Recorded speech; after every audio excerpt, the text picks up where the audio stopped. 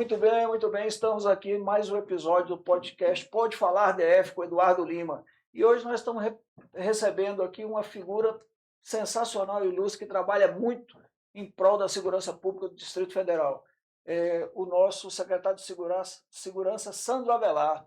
Doutor Sandro, seja muito bem-vindo ao nosso podcast.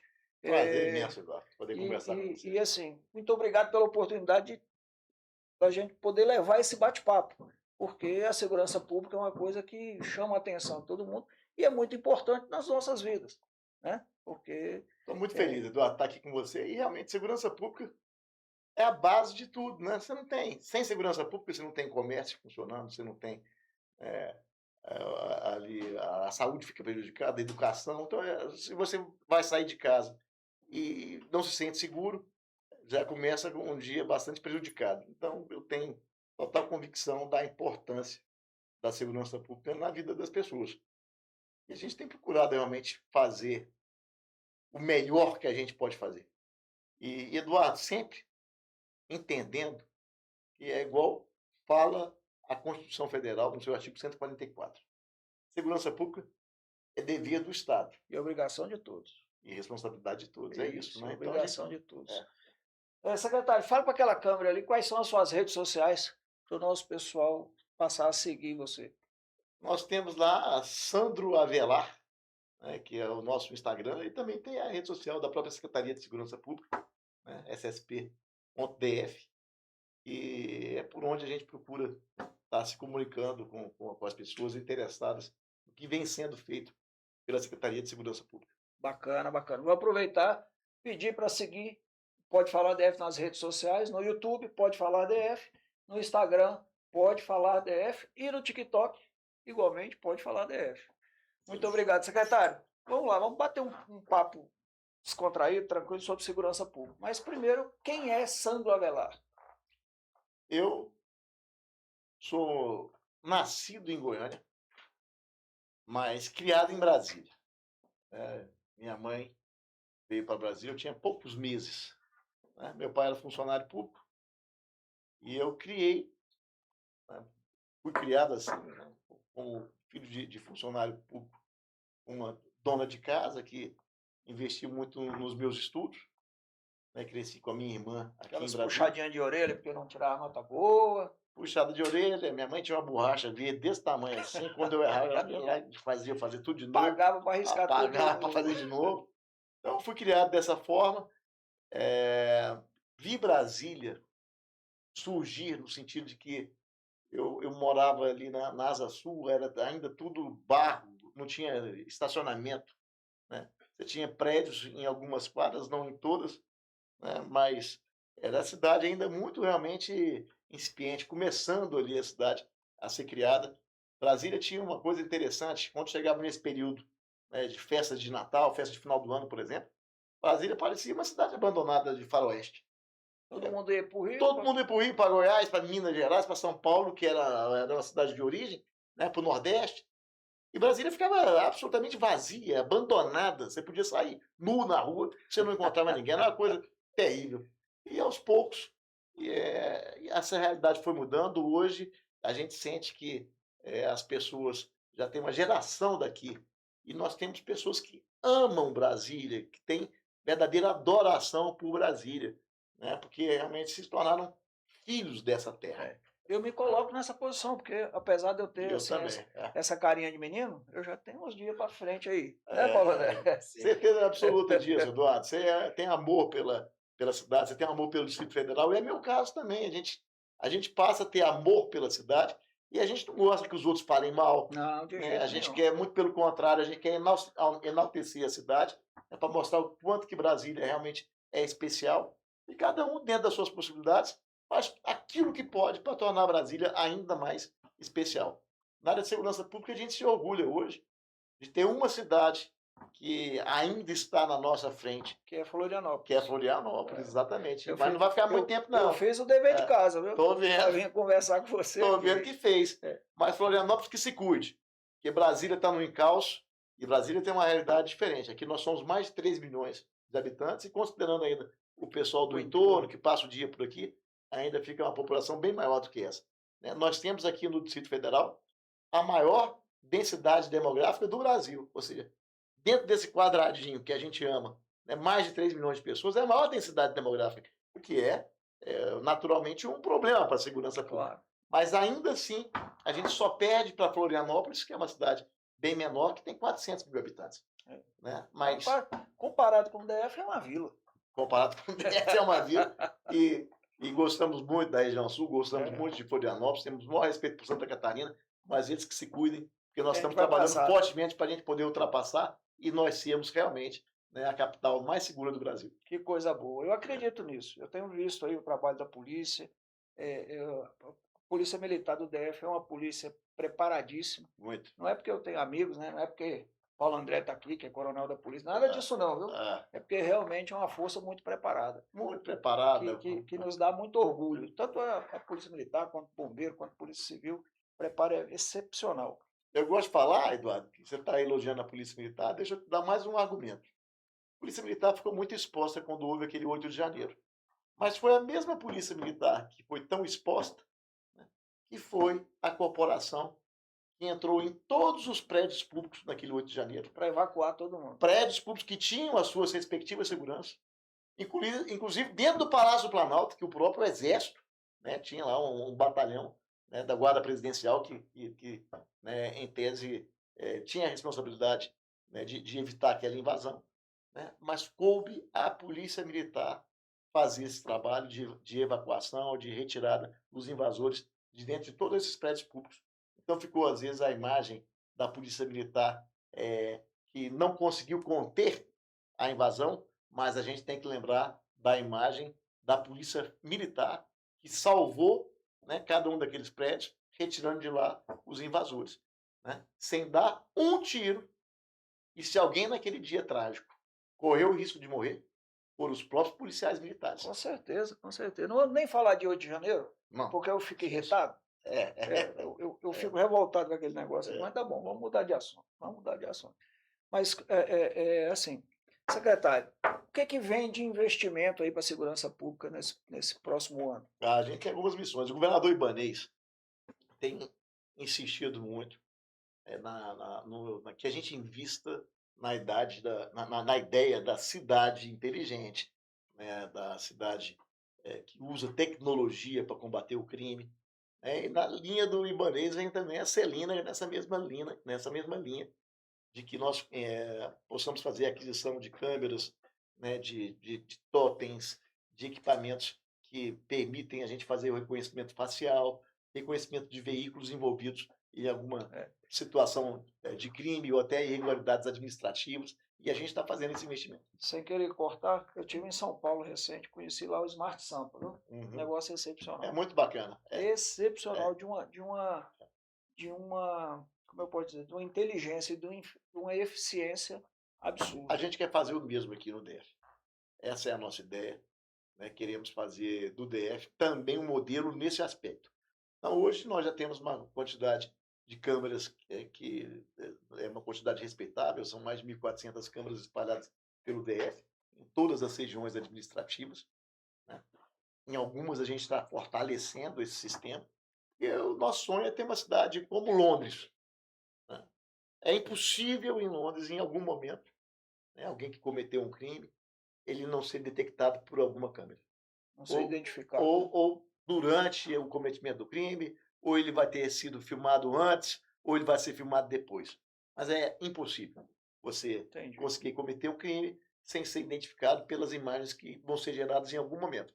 Né? Aqui em Brasília, a gente pretende chegar a esse ponto também. Pô, que coisa boa, eu fico feliz. Agora, secretário, nós estamos em Ceilândia, que é a maior cidade do Distrito Federal. Né? Uhum. A gente tem trabalhado muito, não só a comunidade, também como as instituições civis, trabalhado com o CONSEG, né? Que veio a ser instituído recentemente. É uma ferramenta sensacional. Eu tive a oportunidade de estar em 2 reuniões, uma que o senhor estava presente, a outra não. Mas o que o senhor me fala dessas ações, dessas demandas que o CONSEG leva para as instituições? CONSEG, eu digo que o CONSEG não é importante, não. Eu digo que o CONSEG é importantíssimo. O CONSEG é uma base para a nossa forma de fazer segurança pública. porque é a segurança feita com base nesse espírito de polícia comunitária, polícia que ouve a comunidade para dali conseguir ter boas soluções, soluções que são construídas a partir, né, das opiniões da comunidade, que consegue apontar para nós quais são as suas principais preocupações. Né? Nós temos diversas regiões administrativas, são 35, com realidades muito diferentes. Você não pode comparar Ceilândia com a Estrutural, com a Fercal, com o Plano Piloto, com Taguatinga ou com Planaltina. Cada cidade tem a sua realidade, tem as suas peculiaridades. Todas têm que ser respeitadas. Né? E do mesmo jeito que a gente defende que o governo federal tem que respeitar a autonomia dos estados, porque cada estado tem a sua peculiaridade, tem as suas diferenças. Estados da região de fronteira são diferentes dos estados da região sudeste, que são diferentes da região norte e daqui do centro-oeste. Né? Do mesmo jeito, quando você pega o Distrito Federal, tem regiões administrativas absolutamente diferentes, você tem que respeitar as peculiaridades. Né? E você tem que usar dos consegues para poder conhecer melhor a realidade de cada uma dessas regiões administrativas, né? E procurar atender em tudo que for possível aquela demanda que é feita pela comunidade através dos consegues. Então, problemas de trânsito, problemas de faixa de pedestre, problemas relacionados à iluminação, problemas relacionados até à educação e problemas de pavimentação, né? Como também problemas relacionados à segurança pública propriamente dita, dito. né? Eles acabam que ali se torna uma oportunidade da gente ouvir e buscar soluções que vão refletir nos resultados da segurança pública. Coisa boa. Eu tenho visto realmente algumas situações onde o Conseg deu respostas muito positivas. Sem dúvida, né? São Que grandes parceiros. o Centro Ceilândia é um caso. Não estamos ainda no sucesso total, mas tem um caminho que já foi percorrido e que está dando uma certa tranquilidade. E, falando em Ceilândia, eu vou fazer uma cobrança agora. Quando é que nós vamos construir o 8º Batalhão novo? Nós estamos na fase de licitação. Já né? está na licitação? Estamos na licitação. Coisa boa. É algo que para nós realmente é um legado que a gente quer deixar, né? E pode nos cobrar, porque nós estamos muito interessados, né, em entregar para a população de Ceilândia o 8º Batalhão em boas condições. Que coisa boa, porque isso é uma cobrança da comunidade. E uma cobrança muito justa. E uma cobrança também dos comerciantes. Sem dúvida. Né? Dos comerciantes. E o Ibanez mandou também, em matéria de segurança, mandou também entregar a delegacia do Sol Nascente, que ele, né, cobrou também da Polícia Civil. Então, tanto Polícia Militar quanto Polícia Civil, a gente quer que o pessoal, Ceilândia, Sol Nascente, saiba que a gente está ligado e estamos tentando atender às expectativas da comunidade. Que coisa boa, coisa boa.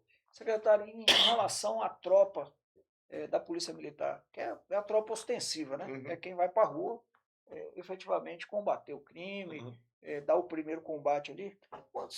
Quantos homens nós temos hoje na força? Hoje nós temos cerca de 12 mil componentes.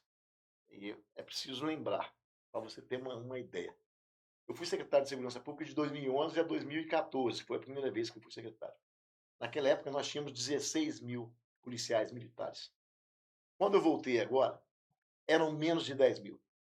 O governador Ibanez tem feito um grande trabalho no sentido de reforçar todas as corporações policiais. Está dando uma atenção. Todas as forças? Todas as forças. Né? A Polícia Militar agora, ainda nesse ano de 2025, além de todos que já entraram, já são mais 1.284 policiais nesse ano de 2025, que estão chegando agora, nesse mês de dezembro. Né? Para a Polícia Civil, mais 600 policiais. E o Corpo de Bombeiros da gente também está fazendo contratações. Então, veja bem, a gente tem realmente investido como outros governos não investiram.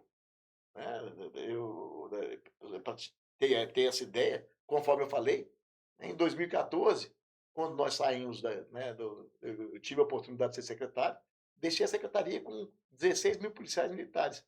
Né? E nos governos seguintes não foram feitos nenhum concurso, né? Não foram feitas contratações, e só o governador Ibanez é que passou a fazer as contratações praticamente uma década depois. Eu lembro dessa fase aí, foi justamente quando foi feita a reforma da Previdência.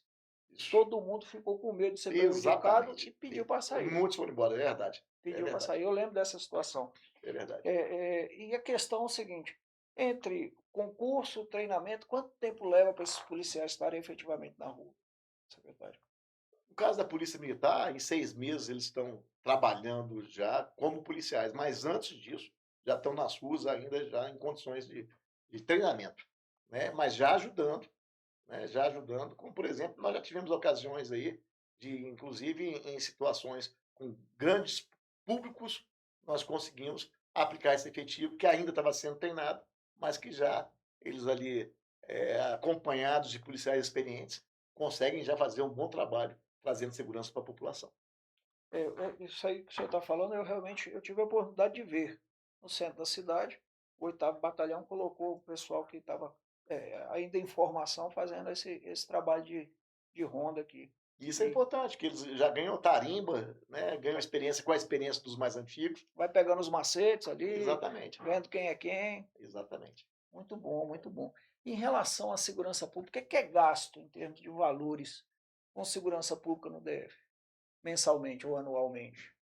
A gente tem um gasto entre salários e investimentos, né, da ordem aí de 7 bilhões, né, por ano. Por ano. Né?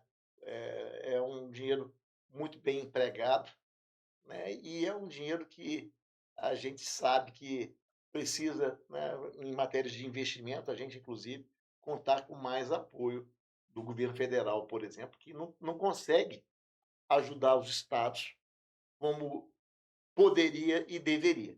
A gente tem até sugerido para o governo federal que busque novas fontes de financiamento, como, por exemplo, os recursos das bets, né, as bets, as apostas aí virtuais, que eles Que estão dá um arrecadando, problema danado. eles estão arrecadando bilhões e bilhões de reais e nada disso ainda tem previsão para que seja revertido para a segurança pública. Então, você imagina, o problema que a população do Brasil identifica como sendo o de maior preocupação do brasileiro é a segurança pública. Né? Mas você tem previsão na Constituição de recursos para a saúde, previsão na Constituição de recursos para a educação, e você não tem Não essa tem para previsão segurança. para a segurança pública. Né? Então, a gente tem sugerido, o ministro encaminhou uma proposta de PEC, onde ele, inclusive, prevê a criação de um fundo constitucional para a segurança pública e também um fundo para o sistema penitenciário, né? Mas não previu ali as fontes de financiamento. E a gente tem sugerido que, dentre essas fontes, se busque também o percentual dos recursos que são arrecadados pelas bets. Que coisa boa. Eu tenho acompanhado, o senhor falou, eu ia chegar lá, nessa PEC da segurança pública, tá essa discussão toda.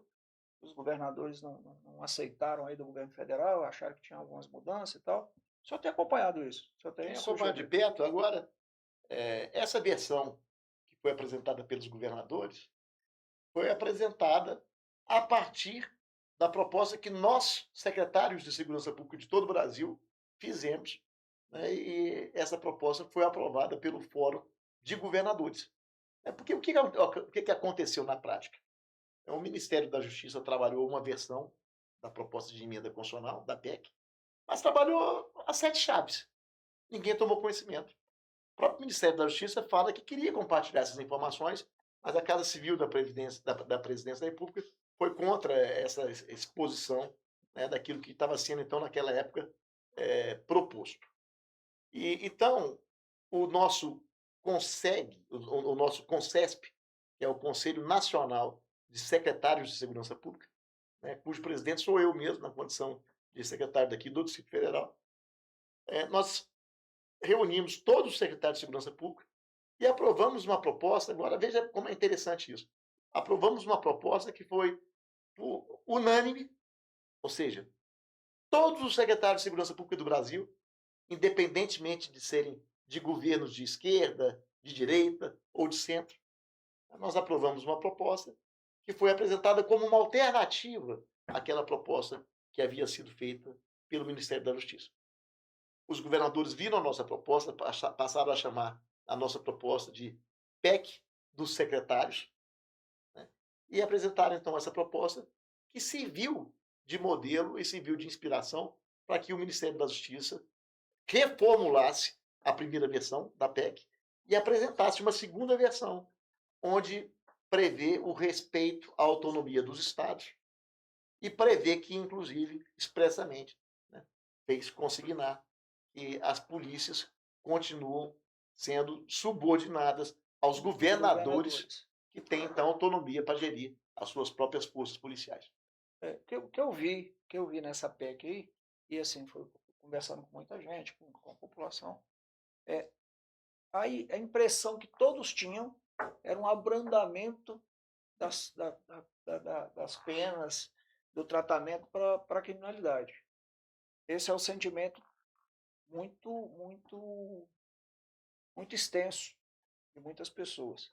Por quê? Porque quando foi apresentada essa proposta pelo Ministério da Justiça, tirava a autonomia dos estados, não contribuía com nada e não trazia agravamento de pena, não trazia nada disso. Estou falando besteira? Não, é porque você tá falando algo que realmente é verdadeiro, né? E esse sentimento é muito verdadeiro, até porque o conjunto de propostas que foi feitas, o conjunto de propostas que foi feito pelo governo federal, incluindo, por exemplo, aquele projeto de lei das facções criminosas, né, que depois foi reformulado pelo então secretário de Segurança de São Paulo, o Derrite, na condição de deputado federal, e realmente havia essa previsão de uma espécie de abrandamento das penas para os faccionados, né, que teriam cometido crimes de menor importância, né, e veio, né, o Congresso acabou aprovando uma legislação completamente modificada, né, prevendo só agravamento das penas e não esse tipo de abrandamento, né, ainda que naquelas situações onde o faccionado teria cometido crimes de menor gravidade. Né? Então, basta o fato do cidadão ser faccionado para que ele responda sempre a crimes cujas penas são bastante elevadas. Então, assim, há realmente um sentimento da população de que é preciso que a legislação seja revista em vários aspectos. A questão das audiências de custódia, que colocam muitas vezes É em uma liberdade. aberração. Eu não tento explicar porque eu não sou operador de direito, não sou policial, não sou nada disso. Mas eu não consigo explicar para alguém como é que uma pessoa tem 90 passagens pela polícia e está solto. Ninguém consegue explicar. Mas Vamos diminuir o número? 20 vezes passou pela polícia e está solto. não, mas tem uns que tem 90, assim. Sabe? Eu lembrei desse não porque eu li alguma coisa outro dia. É comum. Mas veja bem, é uma questão que, às vezes, injustamente, a população fala: o policial prende e o juiz solta.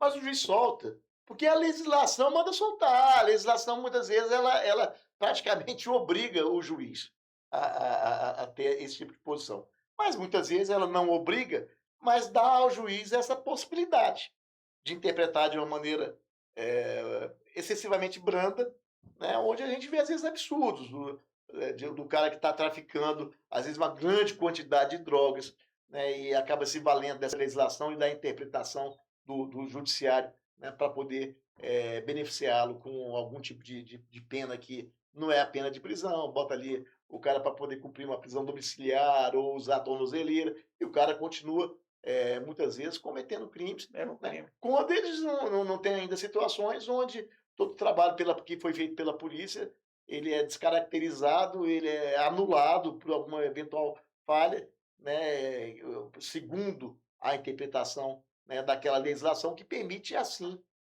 ser aplicado normas que muitas vezes prejudicam essa vontade que nós temos de fazer o que é certo, que é retirar de circulação, né, criminosos que eventualmente ainda não estão cometendo os chamados crimes graves, esses crimes de sangue, como homicídio, latrocínio, né, e crimes que têm essa gravidade, mas que vão chegar lá. Vão chegar lá, porque eles vêm numa escalada. Né? Então, é importante que a gente, enquanto sociedade, discuta isso, né, e que a gente busque soluções que não podem depender tão somente da atuação das polícias, que estão dando o seu melhor, estão prendendo, e prendendo, às vezes, o cara 3, 4, 10, 90 vezes, igual foi o caso que você citou, e que, às vezes, esse cara, enquanto ele não cometer um crime de maior gravidade, ele vai continuar se valendo dessa legislação frouxa, uma legislação, né,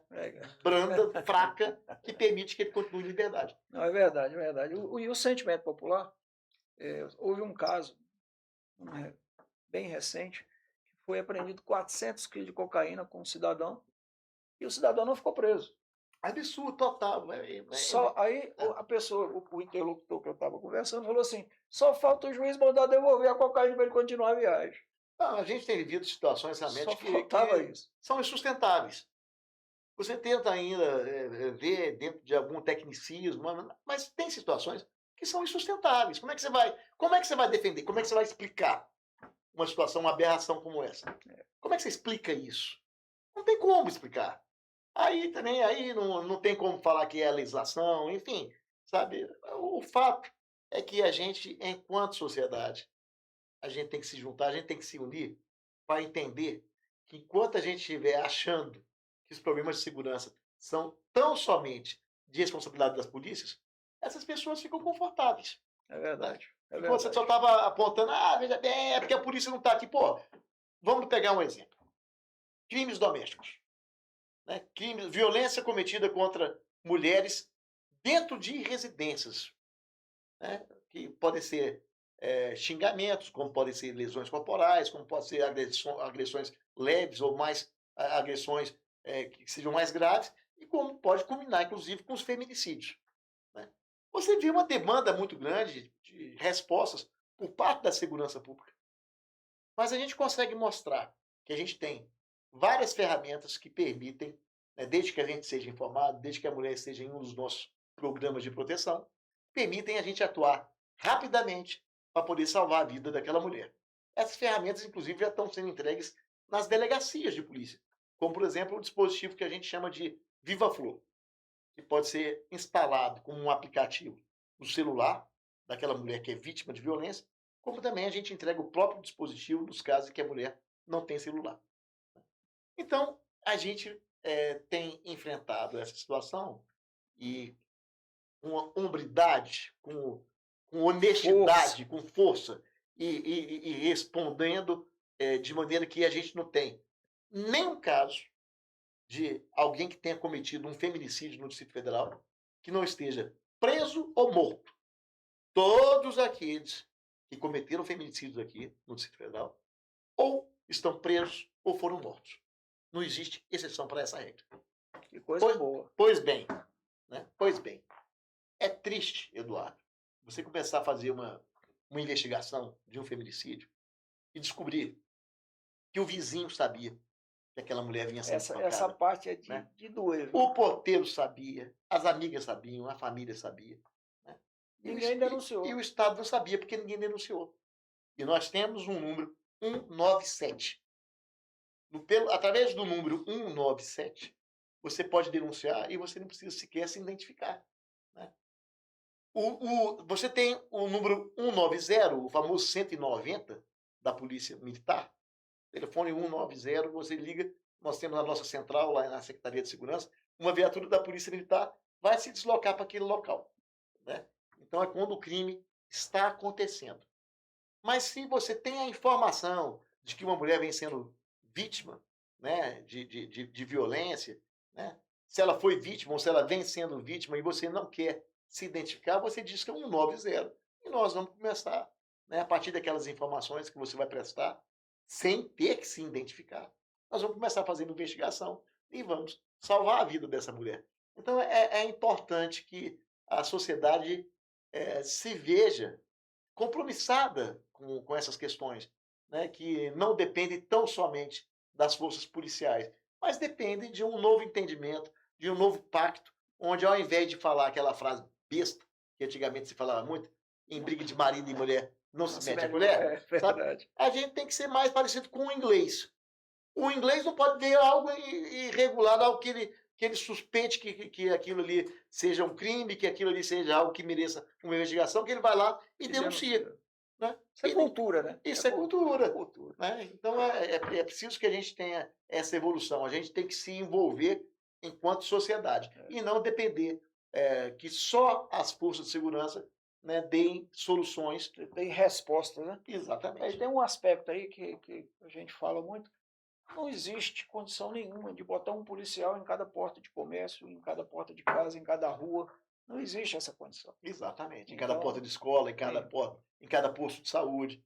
Né? Exatamente. A Então, gente A população, se não colaborar, as forças de segurança não conseguem chegar no objetivo, que é proteger a população. É Né? exatamente isso. E a gente tem visto muito isso aí. Mas, secretário, agora falando de futuro, conta para a gente quais são os projetos que tem para a área de segurança pública para o Distrito Federal no futuro. Além desses projetos de valorização das nossas corporações, acho que esse ano de 2025 foi um ano muito importante nesse aspecto.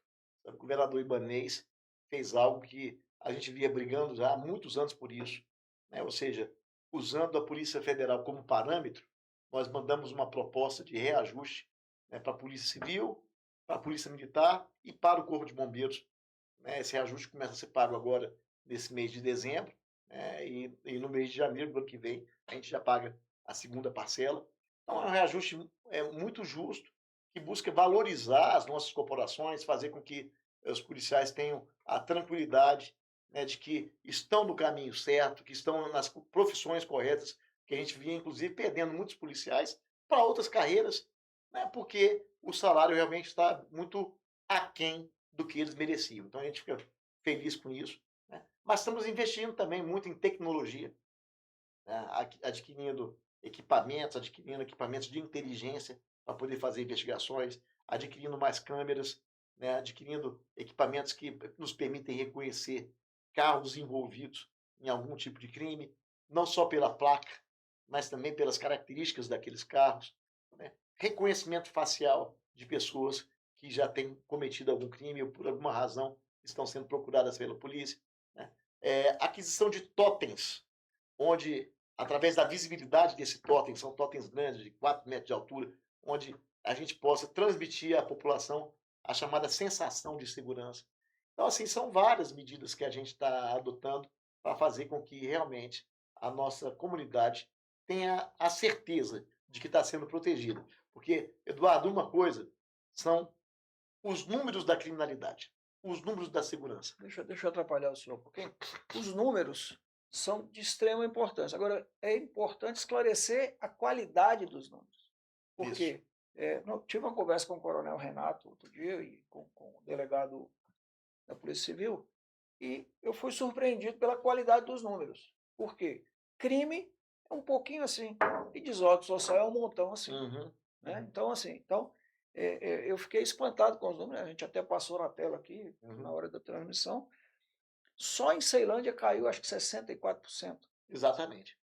Cai Na, muito a criminalidade na Asa nacional. Norte, onde eu tenho loja também, caiu absurdamente. Isso. Lá o pessoal da Polícia Militar, o É. Tenente Coronel Miquel, está fazendo um trabalho excelente. Isso. Não diferente daqui, nem diferente de outros lugares, porque todos têm uma formação para esse trabalho. E assim, eu fico pensando, como é que resolve a desordem social, secretário? Isso aí se resolve com o tempo. A gente tem que investir, né, em mudança de cultura da nossa população, né? Mas temos, sobretudo, que trazer a população para perto da polícia e trazer a polícia para perto da população para que haja esse sentimento de cumplicidade. Eu acho, por exemplo, um absurdo, e a gente tem conseguido evoluir muito nesse aspecto, né? Que as desordens sociais e também aqueles crimes de menor gravidade, como, por exemplo, o som alto, que tanto prejudica a população. O cidadão comerciante tem que acordar cedo, quer dormir, não consegue dormir por causa de som alto. Né? O outro lá que chega e picha, né? E destrói o equipamento público. Né? Ou seja, a gente tem que investir no combate a esse tipo de desordem, porque dessas desordens, que aparentemente pode ser simples ou sem nenhuma gravidade, mas o fato dessas desordens, isso é o berço para os crimes de maior potencial. Para outros Mas não crimes. tenha dúvida, começa por aí. Então, com medidas como, por exemplo, a que a gente tomou, de fechar as distribuidoras de bebida depois da meia-noite. Foi uma medida excepcional. Foi uma medida excepcional, foi uma medida pensada. Quando eu sugeri essa mudança, eu colhi ali a antipatia, no primeiro momento, de uma linha de comerciantes que achou que isso aí fosse prejudicar o comércio. Mas, na verdade, não. O que se viu foi o contrário. Né? O comércio regular, né, foi valorizado, foi respeitado, e mesmo os comerciantes, né, proprietários de distribuidoras que vinham atuando com boa fé, se sentiram absolutamente contemplados com esse horário de funcionamento. das 6 horas da manhã até a meia-noite, né? O que ficou insatisfeito foi aquele que não trabalhava como distribuidora de bebida. Tinha outros negócios Tinha outros envolvidos. negócios que funcionavam nas altas madrugadas e aquilo ali estava elevando muito o número da criminalidade. Se fosse a desordem social que você comentou, como som alto, festas com bandalheira que prejudica a vida do cidadão comum, né? Como os crimes mais graves, como estupro, tráfico de entorpecentes e até homicídios, né? Então, é impressionante, Eduardo, como os números caíram significativamente, né? Os números de crimes cometidos nas portas e nas redondezas, onde havia distribuidores de bebidas funcionando depois da meia-noite, como os números caíram a partir do fechamento dessas distribuidoras. Então, assim, a gente tem que fazer segurança pública com inteligência, né? Eu não posso exaurir as minhas forças policiais, que são pessoas que trabalham muito, são homens e mulheres que trabalham muito, mas eu não posso exaurir essas forças fazendo com que elas tenham que fazer policiamento em tudo quanto é distribuidora que estava funcionando com bar, Não tem. 2, 3, 4 horas da manhã, sabe? Então agora é uma coisa mais civilizada. Quando eles saem para fechar uma distribuidora que está funcionando depois da meia-noite, eles saem com a convicção de que aquela distribuidora está trabalhando errado, que ela não pode funcionar, e eles vão lá e fecham. E outra coisa, é bom saber. Tem o apoio da população. Tem o apoio da população e a Polícia Civil está orientada a também autuar o comerciante, sabe? Não é mais um problema só da Polícia Militar, não. Né? A Polícia Civil está orientada. Ó, o policial militar que levar o dono do comércio, que está funcionando em horário proibido, né? E a gente tem feito esse trabalho também conjuntamente com o DF Legal, que são parceiros também nesse propósito de combater esse tipo de desordem, né? Quando o policial militar leva o cidadão para a delegacia, porque você manda fechar, muitas vezes o cara não quer fechar, ele vai para a delegacia por desobediência e ele vai responder por isso, né? Às vezes, naqueles que insistem em não fechar e acontece algum crime, eles também estão sendo levados a se explicar por uma espécie de cumplicidade. De alguma maneira, eles participaram para que aquele crime tivesse acontecido, porque eles estavam funcionando no horário, né, onde, se ele já estivesse fechado conforme manda a norma, o crime não teria acontecido. Então, assim, a gente está pegando pesado nisso daí para proteger a população, para proteger o cidadão de bem, né, proteger aquele que quer ter paz, quer ter sossego e merece, e a lei obriga a que nós façamos o melhor para dar a esse cidadão condições de ter paz e de ter sossego, né? Então, aquele que tentar prejudicar isso daí vai responder severamente por isso. Que coisa boa. A gente vê que a segurança pública está funcionando. E eu falei essa questão da população agradece, e realmente agradece. Porque a gente tinha casos aqui na nossa cidade e o cara ia dormir 3, 4 horas da manhã. E não tinha o que fazer. Era Absurdo, uma absurdo. bandalheira. E outra coisa, e às vezes o cara está cometendo até crime de tráfico na região. Sabe, é gente envolvida com criminalidade, né? Crimes graves, praticando crimes graves, e ainda ameaça o cidadão. Então não vai ameaçar mais ninguém. Agora é com a força do Estado. É o Estado que vai chegar e vai fechar. Aí eu quero ver ele ameaçar a polícia, que está orientada a fechar, e se insistir, vai ser levado preso, e a Polícia Civil está orientada. Não é para deixar o cidadão sair de lá ou desmoralizar o policial militar que está trabalhando, não. A Polícia Civil é obrigada a autuar. Então, isso tem sido ótimo. Polícia Civil e Polícia Militar trabalhando conjuntamente. Uma não é só respeitando uma outra, não. É mais do que respeitando. É se dando as mãos, né? Trabalhando em conjunto. Isso é bom, isso é bom. Eu tive a oportunidade de ter aqui o comandante Renato, do 8º Batalhão, e também o delegado de polícia, Fernando Fernandes. E foi colocada essa situação de integração. Hoje está pacificadíssimo. Mas não tenha dúvida, a gente bate muito nessa tecla, né? E tem que se dar as mãos, e eu vejo com muita satisfação nas nossas reuniões que a gente faz lá na Secretaria de Segurança Pública, a gente fala reuniões de CRISPs, que são as coordenações das regiões integradas de segurança pública, né? Onde a gente junta ali o comando da Polícia Militar, o comando da Polícia Civil, do Corpo de Bombeiros, do DETRAN, né, as autoridades que são lá no Setor Comercial Sul. Você conhece. Calma que nós vamos chegar lá. E ali a gente junta a turma para poder discutir, e dali saem amizades verdadeiras, amizades sinceras entre componentes de forças distintas, mas que é ali, meu amigo, a hora que pega na mão e passa a se conhecer pessoalmente, você pode saber, né, o colega da Polícia Militar que vai chegar na delegacia da Polícia Civil, ele vai ser tratado como um amigo, né? E da mesma forma, Polícia Civil, quando precisou da Polícia Militar, quando precisar, também vai encontrar ali uma instituição amiga. E com isso daí, quem ganha é a comunidade. Com certeza, com certeza. Secretário, nosso tempo está chegando ao fim. Eu sei que o senhor tem compromisso. E eu queria que o senhor mandasse um recado para a população do Distrito Federal sobre a sensação que ela pode ter na segurança pública, porque realmente a gente tem visto que o governo tem trabalhado muito nisso. Olha essa câmera aqui, manda um recado aí para a nossa população. O recado que eu quero dar é o seguinte: confiem que nós estamos fazendo o melhor. Pode confiar que a gente está atento para a distribuição de policiais naqueles setores onde há aparentemente uma carência, uma falta de observação da necessidade dos policiais, mas a gente está atento, a gente tem cobrado muito isso dos comandos, né? Então, além dos policiais, a gente está investindo em tecnologia. E eu quero falar uma coisa para vocês. Agora não sou eu falando, não. Nós tivemos uma experiência que foi muito interessante de ver, há poucos meses atrás, o presidente dos Estados Unidos, o Donald Trump, comentando o seguinte, que a capital do Brasil é mais segura do que a capital dos Estados Unidos. Ele falou isso atacando a prefeita de Washington, que é a capital dos Estados Unidos, né? Mas ele falou uma verdade.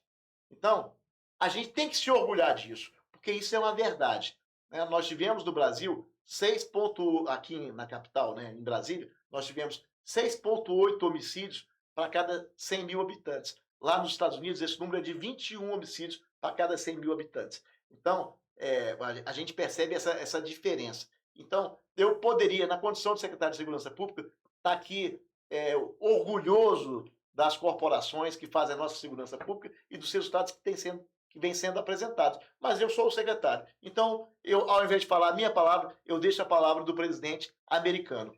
A capital do Brasil, onde nós estamos, é mais segura do que a capital dos Estados Unidos. E os números não aumentem, né? E os números não aumentam. Não aumentam. Secretário, eu quero agradecer demais aí a sua presença, a sua oportunidade que o senhor trouxe de esclarecer aqui para a nossa audiência sobre a segurança pública. Quero deixar o convite em aberto, volte quando quiser, que é um tema que a gente gosta de discutir, que a população precisa entender, porque a partir da hora que a população entende, ela pratica o melhor para a segurança pública, né? E agradecer a nossa audiência, que tem sempre nos prestigiado, e dizer, não deixe de seguir o Pode Falar DF nas redes sociais e também a Secretaria de Segurança e também o nosso secretário de Segurança, que nos deu essa verdadeira aula aqui de segurança pública. Muito obrigado, quero agradecer demais de coração. Estamos à disposição, meu amigo. Prazer estar contigo. Grande abraço e até a próxima, gente.